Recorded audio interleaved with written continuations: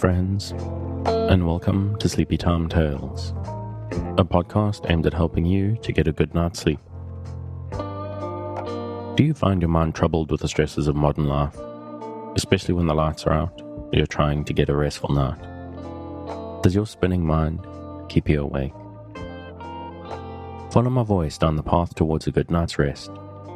Listen to me tell a story that will keep your mind from wandering to your daytime problems, the ones you can't solve right now, and will be easier to solve while rested. Listen to my voice and allow yourself to drift, following the twists and turns of the story, but slowly letting go and drifting into sleep. Let my voice wash over you at a comfortable volume and allow yourself to be distracted from the stresses and worries that play on your mind. Whether you need help falling asleep or going back to sleep in the middle of the night, you can trust me to keep you company and help you to wake up tomorrow in a rested state. You may need to try out Sleepy Time Tales for a few nights to get used to the slightly strange idea, but I believe it will be well worth your while. I'm here to work with you, to create a safe space, a cocoon in which you can curl up and allow nature to take its course. So settle down, relax, and allow yourself to get lost in my telling of tonight's story. Before we get to tonight's reading, I'd like to ask for a couple of minutes of your time. If you're finding Sleepy Time Tales useful, if it helps you to get a restful night and you would like to keep it going to thousands of insomniacs just like you, and you may have the means to help out, please consider supporting it on the Patreon at patreon.com/sleepytimetales. This is monthly support that not only helps me keep the lights on, but can also get you fun bonuses based on your contribution level. From as little as $2 a month, you get weekly access to early release on the main episodes, so that you get your fresh sleep aid on a Wednesday instead of a Sunday. And $5 gets you weekly bonus minisodes, special edits, and a monthly megasode, which is all the month's releases in one big listen. I'd also understand if monthly seems like a big ask because times are tough for a lot of people. But if you have a little bit to spare every now and then, or even just once off, you can also make contributions to the tip jar on the website. And I'd like to thank all my listeners and my patrons as well for their patience with the last month and a bit where I have been unable to record. As I'm sure you noticed, the last few episodes I've been re-releasing old ones from the archives. That's because I got not seriously ill, but when I get even a little cold, it tends to hit my throat and my chest very badly, so I could basically barely speak for about a week and really struggled to get through any kind of reading without sounding like Darth Vader, so it was just impossible for me to record. So thanks very much to all of you for your patience. Thanks to my patrons for standing by me through this annoying period. And I'm now recording a lot more stuff in advance, so hopefully this won't happen again. Thank you very much. That's enough of that. Let's get on to the reading. Tonight we're going back to something that I dropped for some reason like 2 years ago, and I'm not sure why. We're picking up with a history of art for beginners and students, painting, sculpture, architecture, by Clara Erskine Clement Waters. The mosaics of the Middle Ages were of purely ornamental character down to the time of Constantine. Then, when the protection of a Christian emperor enabled the Christians to express themselves without fear, the doctrines of the Church and the stories of the life of Christ and the histories of the saints, as well as many other instructive religious subjects, were made in mosaics and placed in prominent places in churches and basilicas. Mosaics are very durable, and many belonging to the early Christian era still remain. The mosaics at Ravenna form the most connected series, and are the best preserved of those that still exist. While it is true in a certain sense that Rome was always the art center of Italy, it is also true that at Ravenna, the works of art have not suffered from devastation and restoration, as has those of Rome.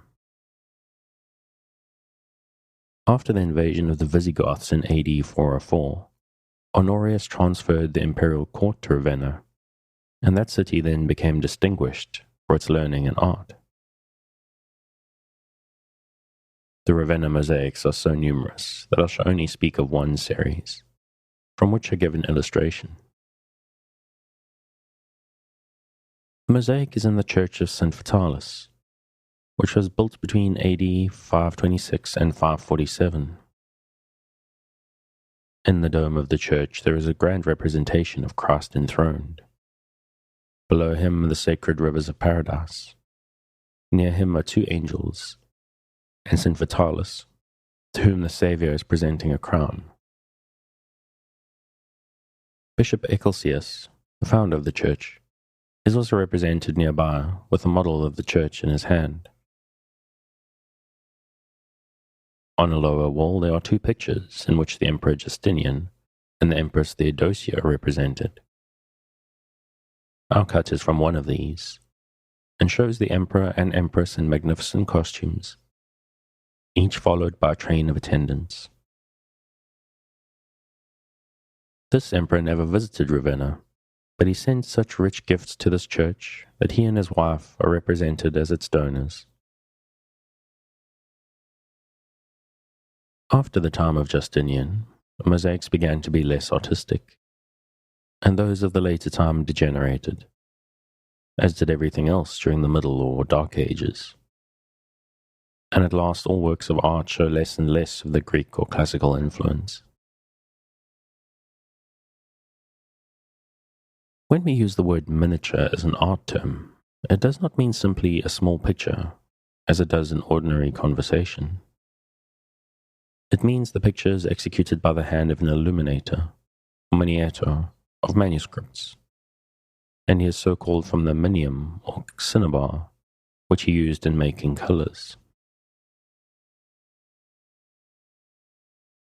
In the days of antiquity, as I have told you in speaking of Egypt, it was customary to illustrate manuscripts, and during the Middle Ages this art was very extensively practiced.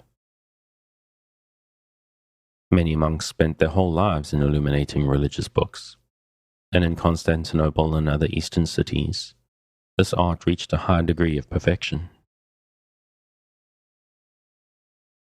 Some manuscripts have simple borders and colored initial letters only. Sometimes but a single color is used, and is generally red, from which comes our word rubric, which means any writing or printing in red ink, and is derived from the Latin rubrum, or red. This was the origin of illumination, or miniature painting, which went on from one step to another, until at its highest state, most beautiful pictures were painted in manuscripts, in which rich colors were used on gold or silver backgrounds, and the effect of the whole was as rich and ornamental as it is possible to imagine. Many of these old manuscripts are seen in museums, libraries, and various collections. They are very precious and costly, as well as interesting. The study is fascinating, for almost every one of the numberless designs that are used in them has its own symbolic meaning. The most ancient artistic miniatures of which we know are those on a manuscript of a part of the Book of Genesis. It is in the Imperial Library at Vienna, and was made at the end of the 5th century. In the same collection there is a very extraordinary manuscript, from which I give an illustration. This manuscript is a treatise on botany, and was written by Dioscorides for his pupil, the Princess Juliana Anicia, a granddaughter of the Emperor Valentine III. As this princess died at Constantinople AD 527, this manuscript dates from the beginning of the 6th century. This picture from it represents Dioscorides dressed in white robes and seated in a chair of gold. Before him stands a woman in a gold tunic and scarlet mantle, represents the genius of discovery. She presents the legendary mandrake root or mandragora to the learned man, while between them is a dog that has pulled the root and falls dead, according to the fabulous story. This manuscript was painted by a masterly hand and is curious and interesting. The plants, snakes, birds, and insects must have been painted from nature, and the whole is most skillfully done. During the Middle Ages, the arts as practiced in Rome were carried into all the different countries in which the Romans made conquests, or sent their monks and missionaries to establish churches, convents, and schools. Thus the medieval arts were practiced in Gaul, Spain, Germany, and Great Britain. No wall paintings or mosaics remain from the early German or Celtic peoples, but the illuminated manuscripts are very numerous. Miniature painting was extensively done in Ireland, and many Irish manuscripts remain in the collections of Great Britain. When Charlemagne became the king of the Franks in 768, there was little knowledge of any art among his northern subjects. In 800 he made himself emperor of the Romans, and when the Franks saw all the splendor of Rome and other parts of Italy, it was not difficult for the great emperor to introduce the arts into the Frankish portion of his empire. All sorts of beautiful objects were carried from Italy by the Franks, and great workshops were established at Aix-la-Chapelle, the capital, and were placed under the care of Einhard, who was skilled in bronze casting, modeling, and other arts. He was called Bezaleel, after the builder of the tabernacle. We have many accounts of the wall paintings and mosaics of the Franks, but there are no remains of them that can be identified with positive accuracy. Miniature painting flourished under the rule of Charlemagne and his family, and reached a point of great magnificence in effect, though it was never as artistic as the work of the Italian miniatures. And indeed, gradually everything connected with art was declining in all parts of the world. And as we study its history, we can understand why the terms Dark Ages and Middle Ages are used to denote the same epoch, remarkable as it is for the decay and extinction of so many beautiful things. The Central or Romanesque period. During the Romanesque period, 950 to 1250, architecture was pursued according to laws which had grown out of the achievements and experiences of early ages, and had received such a perfection as entitled it to a rank of a noble art. But this was not true of painting, which was then but little more than the painting of the Egyptians had been. That is, a sort of picture writing, which was principally used to illustrate the doctrines of religion, and by this means to teach them to peoples who had no books, and could not have read them had they existed. During all this time, the art of painting was largely under the control of the priests. Some artists were priests themselves, and those were not under the direction of some church dignitary, popes, bishops, abbots, and so on, the principal patrons of art, and they suggested to the artists the subjects to be painted, and then the pictures were used for the decoration of churches and other buildings used by the religious orders. The monks were largely occupied in miniature painting. Artists frequented the monasteries, and indeed, when they were engaged upon religious subjects, they were frequently under the same discipline as that of the monks themselves. Next to the influence of the church came that of the court, but in a way it was much the same, for the clergy had great influence at court. And, although painting was used to serve the luxury of sovereigns and nobles, it was also true that these high personages often employed artists to decorate chapels and to paint altarpieces for churches at their expense. For during the Romanesque period, there was some painting on panels. At first these panel pictures were placed on the front of the altar, where draperies had formerly been used. Later they were raised above the altar, and also put in various parts of the church.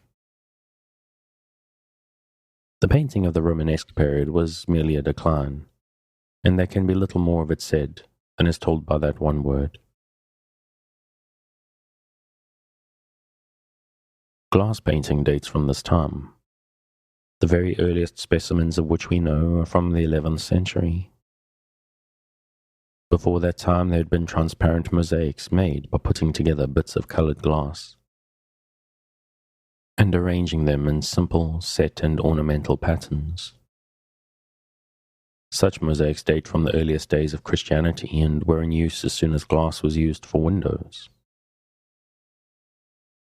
From ancient writings we know that some windows were made with pictures upon them, as long ago as AD 989, but nothing now remains from that remote day. There is a doubt as to whether glass painting originated in France or Germany. Some French authors ascribe its invention to Germany, while some German writers accord the same honor to France. Remains of glass painting of the 11th century have been found in both these countries, but it is probable that 5 windows in the Cathedral of Augsburg date from 1065 and are a little older than any others of which we know. This picture of David is from one of them and is probably as old as any painted window in existence. The oldest glass painting in France is probably a single fragment in the Cathedral of Le Mans.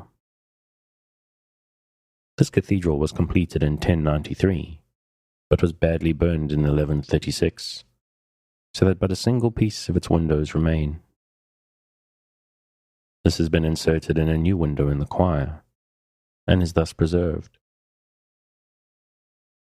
With the beginning of the 12th century, glass painting became more frequent in Europe, and near the end of this century it was introduced into England, together with the Gothic style of architecture.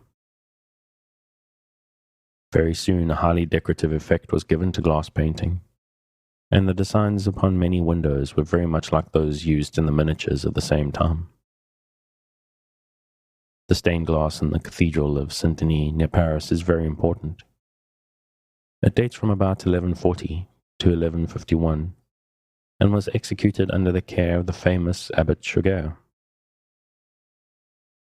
He employed both French and German workmen, and decorated the entire length of the walls with painted windows.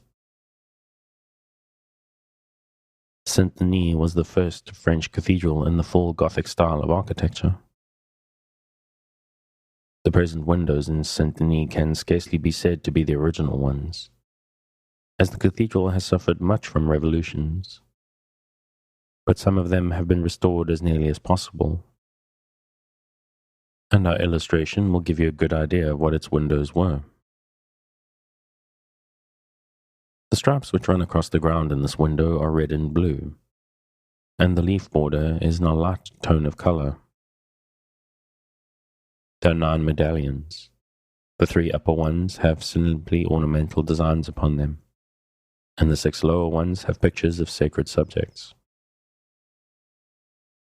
The one given here is an Annunciation, in which the Abbot Suger kneels at the feet of the Virgin Mary. His figure interferes with the border of the medallion in a very unusual manner. Perhaps the most important ancient glass painting remaining in France is that of the west front of the Cathedral of Chartres. It dates from about 1125, when this front was begun. There are 3 windows, and their color is far superior to the glass of a later period, which is in the same cathedral. The earliest painted glass in England dates from about 1180. Some of the windows in Canterbury Cathedral correspond to those in the Cathedral of Saint-Denis.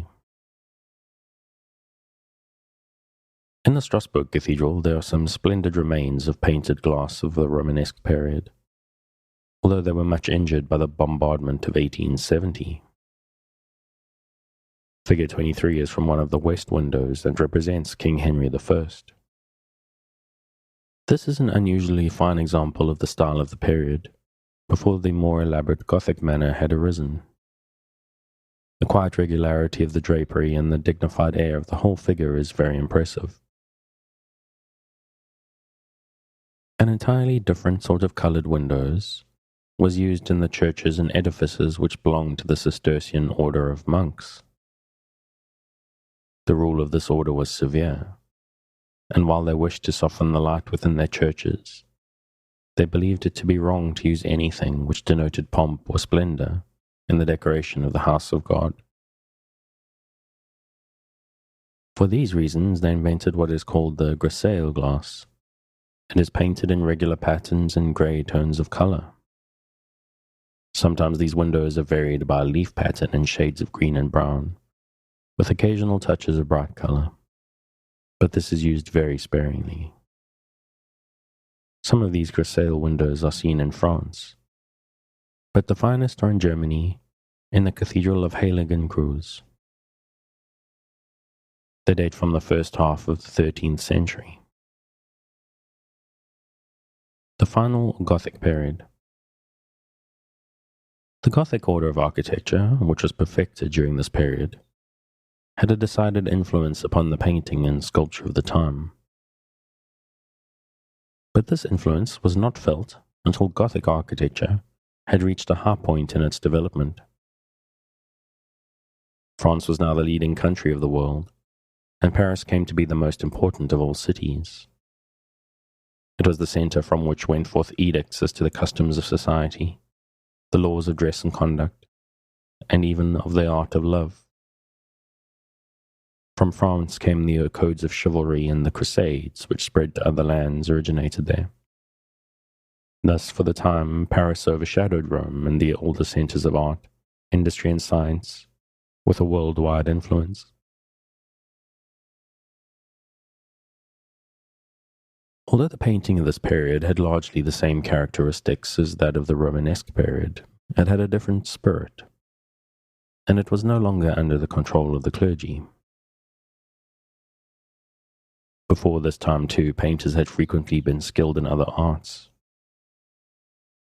Now it became the custom for them to be painters only. And besides this, they were divided into certain classes of painters, and were then associated with other craftsmen who were engaged in the trade, which was connected with their art. That is, the glass painters painted glass only and were associated with the glass blowers, those who decorated shields, with the shield or scutcheon makers, and so on. While the painters, pure and simple, worked at wall painting, and a little later at panel painting also. From this association of artists and tradesmen, there grew up brotherhoods which supported their members in all difficulties, and stood by each other like friends. Each brotherhood had its altar in some church. They had their funerals and festivals in common, and from these brotherhoods grew up the more powerful societies, which were called guilds. These guilds became powerful organizations. They had definite rights and duties, and even judicial authority as to such matters as belonged to their special trades. All this led to much greater individuality among artists than had ever existed before. It came to be understood that a painter could, and had a right to, paint a picture as he wished, and was not governed by any priestly law. Religious subjects were still painted more frequently than others, and the decoration of religious edifices was the chief employment of the artists. But they worked with more independence of thought and spirit. The painters studied more from nature, and though the change was very slow, it is still true that a certain softness of effect, an easy flow of drapery, and a new grace of pose did appear. In about AD 1350, a new idea of the uses and aims of painting influenced artists everywhere. About that time, they attempted to represent distances and to create different planes in their works, to reproduce such things as they represented far more exactly than they had done before, and to put them in just relations to surrounding places and objects. In a word, they seemed to awake to an appreciation of the true office of painting and to its infinite possibilities. During this Gothic period, some of the most exquisite manuscripts were made in France and Germany, and are now the choicest treasures of their kind in various European collections. Figure 24 of the birth of the Virgin Mary is from one of the most splendid books of the time, which was painted for the Duke de Berry and called the Great Book of the Hours. The wealth of ornament in the border is a characteristic of the French miniature of the time. The Germans used a simpler style, as you will see by figure 25 of the Annunciation. The influence of the Gothic order of architecture upon glass painting was very pronounced. Under this order, the windows became much more important than they had been, and it was not unusual to see a series of windows painted in such pictures, as illustrated the whole teaching of the doctrines of the Church. It was at this time that the custom arose of donating memorial windows to religious edifices. Sometimes they were the gift of a person or a family, and the portraits of the donors were painted in the lower part of the window, and usually in a kneeling posture. At other times, the windows were given by guilds, and it is very odd to see craftsmen of various sorts at work in a cathedral window. Such pictures exist at Chartres, Bourges, Amiens, and other places. About AD 1300, it began to be the custom to represent architectural effects upon coloured windows. Our cut is from a window at Koningsvelden, and will show exactly what I mean. This style of decoration was not as effective as the earlier ones had been, and indeed, from about this time, glass painting became less satisfactory than before, from the fact that it had more resemblance to panel painting, and so lost a part of the individuality which had belonged to it.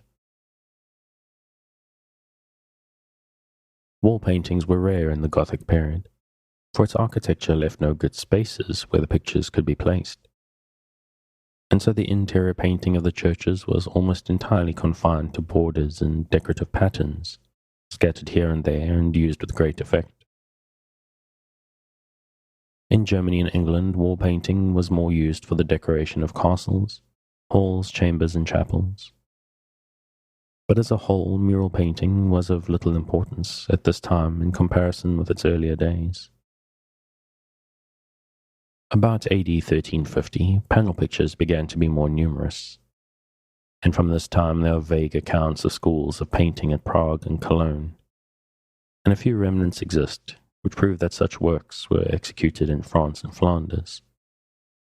But I shall pass over what is often called the transitional period, by which we mean the time in which new influences were beginning to act, and hereafter I will tell our story by giving accounts of the lives of separate painters. For from about the middle of the 13th century it is possible to trace the history of painting through the study of individual artists. Giovanni Cimabue, the first painter of whom I shall tell you, was born in Florence in 1240. He is sometimes called the father of modern painting, because he was the first to restore that art to any degree of the beauty to which it had attained before the Dark Ages. The Cimabue were a noble family, and Giovanni was allowed to follow his own taste and become a painter. He was also skilled in mosaic work, and during the last years of his life held the office of Master of the Mosaic Workers in the Cathedral of Pisa, where some of his mosaics still remain. Of his wall paintings I shall say nothing except to tell you that the finest are in the upper church at Assisi, where one sees the first step in the development of the art of Tuscany. But I wish to tell the story of one of his panel pictures, which is very interesting. It is now in the Rucellai chapel of the Church of Santa Maria Novella in Florence, and it is only just in me to say that if one of my readers walked through that church and did not know about this picture, it is doubtful if he would stop to look at it. Certainly he would not admire it. The story is that when Cimabue was about 30 years old, he was busy in painting this picture of the Madonna enthroned, and he would not allow anyone to see what he was doing. It happened, however, that Charles of Anjou, being on his way to Naples, stopped in Florence, where the nobles did everything in their power for his entertainment. Among other places, they took him to the studio of Cimabue, who uncovered his picture for the first time. Many persons then flocked to see it, and were so loud in their joyful expressions of admiration for it, that the part of the city in which the studio was has since been called the Borgio Allegri, or the Joyous Quarter. When the picture was completed, the day was celebrated as a festival. A procession was formed. Bands of music played joyful airs. The magistrates of Florence honored the occasion with their presence, and the picture was borne in triumph to the church. Cimabue must have been very happy at this great appreciation of his art, and from that time he was famous in all Italy. Another Madonna by this master is in the Academy of Florence, and one attributed to him is in the Louvre in Paris. Cimabue died about 1302 and was buried in the church of Santa Maria del Fiore, or the Cathedral of Florence. Above his tomb these words were inscribed: Cimabue thought himself master of the field of painting. While living he was so. Now he holds his place among the stars of heaven. Other artists who were important in this early time of the revival of painting were Andrea Tafi, a mosaicist of Florence, Martagrone of Arezzo, Guido of Siena, and of the same city Duccio, the son of Buoninsegna.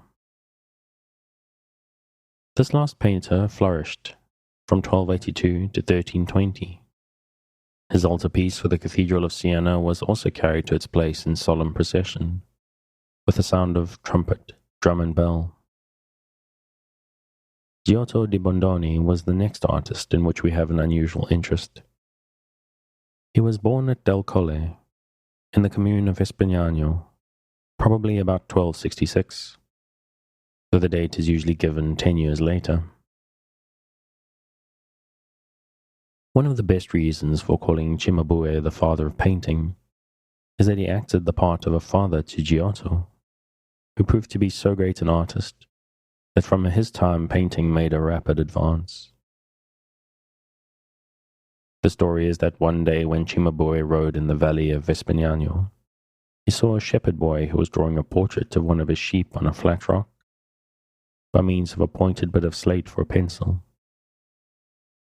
The sketch was so good that Cimabue offered to take the boy to Florence and to teach him to paint. The boy's father consented, and henceforth little Giotto lived with Cimabue, who instructed him in painting and put him to study letters under Brunetto Latini, who was also the teacher of the great poet Dante. The picture which we give here is from the earliest work by Giotto of which we have any knowledge.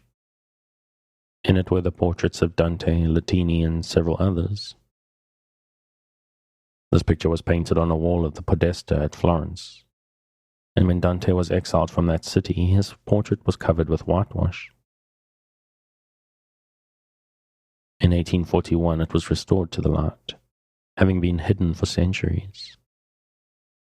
It is a precious memento of the friendship between the great artist and the divine poet, who expressed his admiration of Giotto in these lines. In painting, Cimabue fain had thought to lord the field. Now Giotto has the cry, so that the other's fame and shade is brought. Giotto did much work in Florence. He also, about 1300, executed frescoes in the lower church at Assisi. From 1303 to 1306 he painted his beautiful pictures at the Cappella dell'Arena at Padua, by which the genius of Giotto is now most fully shown. He worked at Rimini also, and about 1330 was employed by King Robert of Naples, who conferred many honours upon him, and made him a member of his own household. In 1334 Giotto was made the chief master of the cathedral works in Florence, as well as the city fortifications, and all architectural undertakings by the city authorities. He held this high position but 3 years, as he died on January the 8th, 1337. Giotto was also a great architect, as is well known from his tower in Florence, for which he made all the designs, and a part of the working models, while some of the sculptures and reliefs upon it prove that he was skilled in modeling and carving. He worked in mosaics also, and the famous Navicella in the vestibule of St. Peter's at Rome was originally made by him, but has now been so much restored that it is doubtful if any part of what remains was done by Giotto's hands. The works of Giotto are too numerous to be mentioned here, and his merits as an artist too important to be discussed in our limits. But his advance in painting was so great that he deserved the great compliment of Cennino, who said that Giotto had done or translated the art of painting from Greek into Latin. I shall, however, tell you of one excellent thing that he did, which was to make the representation of the crucifix far more refined and Christ-like than it had ever been. Before this time, every effort had been made to picture physical agony alone. Giotto gave a gentle face, full of suffering, it is true, but also expressive of tenderness and resignation, and it would not be easy to paint a better crucifix than those of this master. In person, Giotto was so ugly that his admirers made jokes about it, but he was witty and attractive in conversation, and so modest that his friends were always glad to praise him while he lived. And since his death, his fame has been cherished by all who have written of him. There are many anecdotes told of Giotto.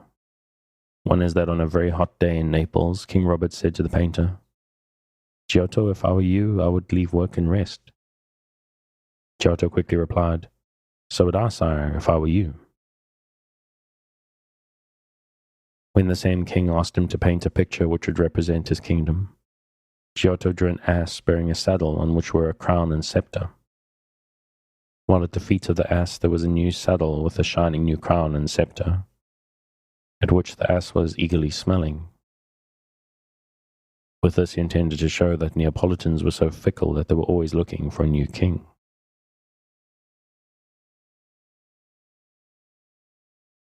When Boniface VIII sent a messenger to invite Giotto to Rome, the messenger asked Giotto to show him something of the art which had made him so famous. Giotto, with a pencil, by a single motion, drew so perfect a circle that it was thought to be a miracle, and this gave rise to a proverb still much used in Italy, "Rounder than the O of Giotto." And I think I'm going to leave it there. If you would like to pick up where I've left off, or I would recommend you actually get this to take a look at the pictures and the examples that are given in the text, you can, as always, find it on Project Gutenberg at the link in the show notes. Thanks again for joining me on this episode of Sleepy Time Tales, the podcast designed around a bedtime story to help you to get a restful night. New episodes will be released every Sunday night to give you something fresh to help you rest in a new week. But make sure to follow or subscribe in whatever service you use so that you get your new episodes whenever they come out. Good night, and sweet dreams.